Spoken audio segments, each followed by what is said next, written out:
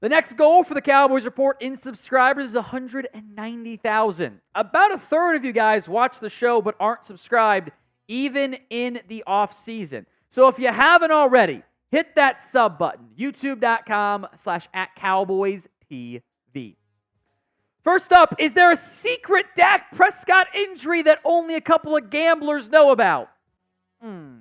A sports bettor who goes on the Ross Tucker podcast said Dak Prescott, he might not be 100% right now. There's an injury. Is there? Here's what, I don't know who Steve Fezzik is, but he's on the Ross Tucker podcast, which maybe not everyone needs a podcast. Asked about, hey, what's going on with the Cowboys over-under dropping a little bit. He says they just follow the beat writers, and they get the news. So Dak Prescott, news is he's not 100%. And they've been betting against the Cowboys the last 3 days. Rumors he had an MRI. That's unconfirmed, but that's the rumors I've been hearing. I don't know where they got their info. One of them tells me Dak may not be 100%. Mentioning the beat writers going into that doesn't really make much sense because none of the beat writers have said that. None of them. So there's somewhere in theory word is there was an MRI. So Mike Fisher, credit to the Fish here, Big J actually went and did the research, talked to one of his sources at the Cowboys. What's the deal? The source told him, don't waste your time. Not even worth it. I am going to trust Fish over some sports bettor I don't know of every time. Like that's kind of a no-brainer to me because this doesn't pass the smell test, right?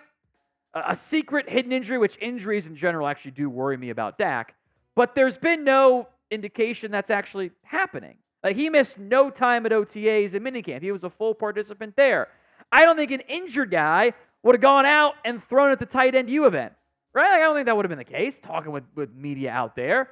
He's been working in the D4K backyard all offseason. And I don't think an injured player is going to be like, I'm banged up, I'm going to go play golf on vacation. That's what he's doing right now, by the way.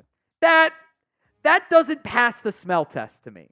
Frankly, I think that the 10.5, like it's not meant that the line was, it's now down to sub 10. Some places, not all of them, which means there's probably been some money against the Cowboys, but no evidence of that. So what is your confidence level in Dak Prescott this year? I'm sure this will elicit very normal reactions and not extreme answers. That's what makes it fun. Just be nice to each other in the comments. What's your confidence level in Prescott this year? Scale it for me from 1 to 10 in the comments section.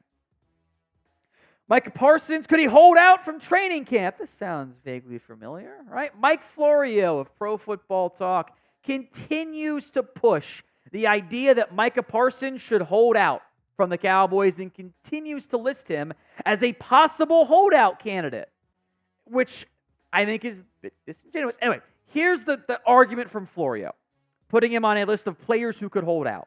Parsons has said he'll be patient when it comes to getting a new contract. He shouldn't be. He's one of the best defensive players in football. He shouldn't risk his health for less than $3 million in 2024. He should refuse to practice or play until he gets paid. Yes, he attended mandatory minicamp.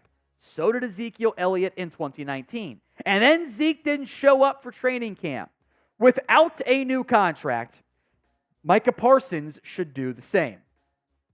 Mike Florio pushing Micah Parsons as a potential holdout candidate is truly classic Florio, and I obviously do not mean that in a positive connotation. Florio is ignoring what all the people involved in this have said, and is instead pushing what he thinks should happen instead. Look, it's fine to argue if you think Micah should get paid now or want to get paid now. It's a very valid argument. But you can't frame what your opinion is as information or an argument or evidence. That's not how this works. That's very disingenuous reporting. Trying to create a story when Micah has said he's not going to hold out. He's willing to be patient. That's not how you're supposed to Big J, Florio. And you should know better, although he does that fairly frequently. So if, let's say, you run the Cowboys, would you want to pay Parsons right now? Or do you want to wait for whatever reason you feel is best? Sound off for me in the comments section of today's video. Y for yes, N for no. Do you want to pay Parsons right now? one of the reasons you might have a tough time making that happen is I think you'd actually have to really blow Micah Parsons away. For the arguments that, Lamb was the one who wanted to wait, this player wanted to wait. I actually do think that applies to Micah Parsons because he said he wants to wait. Micah on a contract extension, I'm patient. Patience is a virtue. I'm waiting my turn. Let CeeDee go get whatever. Let Dak go get whatever. This market is going to just jump up and the cap goes up again next year. They're talking about these contracts might be for high caliber, might be to $40 million by them. So Micah knows how the market works. So I don't think you're going to be able to save the same amount of money you might have been able to if you had paid Dak and not waited 2 years, or paid CeeDee Lamb last year. Maybe I think Micah might be one who says, no, I want to wait, unless you blow me out of the water. Now, it may or may not get to 40. We'll see about that. In theory, CeeDee Lamb does not surpass Justin Jefferson at $35 million, among the highest paid non-quarterbacks from an average per year perspective. Micah and his camp probably want to wait for Myles Garrett, who's due for a new deal, a second massive contract, by the way. So it would save the Cowboys money if they did it aggressively. You also can wait till year 4, after year 4, with the way Micah's deal is set up, and save a big, big chunk of change. What you don't want to do is have Micah have his $21 million club option counting on your cap and free agency next year. You want to have more money available to spend. So you don't have to do it now. You can wait until after this year and then try to push super hard for a deal. If you want to get it done now, it's not going to change your 2024 cap significantly. You're paying him $5 million on the cap. You're not really paying him anything this upcoming year because he was a non-top 10 first-round pick. So I don't know how likely it is you'd be able to truly get him to do that team-friendly deal. Micah seems to be very much acutely aware of how the market's going to rise. I think he would be one willing to wait in the way that maybe that's not always applicable to other players. So who gets paid first? 88 for CeeDee Lamb, 4 for Dak Prescott, or 11 for Micah Parsons. It should be Lamb, who we'll spend some more time on here in a little bit, but the Cowboys do weird stuff. Maybe they throw a curveball and extend like Kevontae Turpin or something crazy. Sound off for me in the comments of today's show. Let's talk the latest here on CeeDee Lamb. ESPN's Dan Graziano reports that Lamb could hold out without a new deal. That's not really new information. And Graziano says he is the team's priority, which is a little bit of ESPN on ESPN violence, given what Jeremy Fowler has previously said. Here's what Graziano reported. Quote, CeeDee Lamb is priority number 1. CeeDee will be easier to get done than Dak Prescott. The wide receiver market is what it is. They may not like it, but they'll have to pay in the low to mid 30 millions per year. That's right. Now, look, Jeremy Fowler has reported differently than what Graziano did in terms of Fowler says Dak's the priority. I don't know if that's actually true, especially because Dak's not the one holding out. That's Lamb, right? I trust Graziano, and I agree with him here. I think it's pretty clear that CeeDee Lamb should be your priority.